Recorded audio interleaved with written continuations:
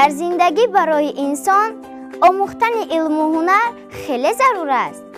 донишманд ва ҳунарманд дар ҳаёт хор намешавад. шахси доную ҳунармандро ҳамеша дигарон дӯст медоранд. чунин шахсон дар ҳама гуна ҳолатҳои зиндагӣ худро уҳда карда метавонанд. барои донистани илм ва ҳунарманд шудан мо бояд китоб хонем.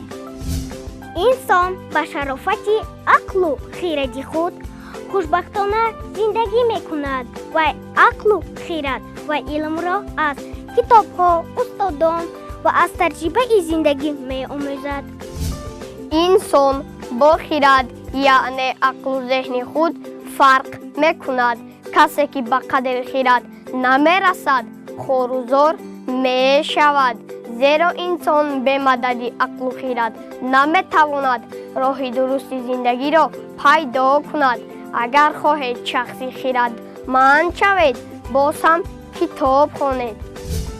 аз луқмони ҳаким пурсиданд ки адаб аз кӣ омӯхтӣ? гуфт аз беадабон. ҳар рафтори ношоистае ки аз онҳо дидам, аз он худдорӣ кардам.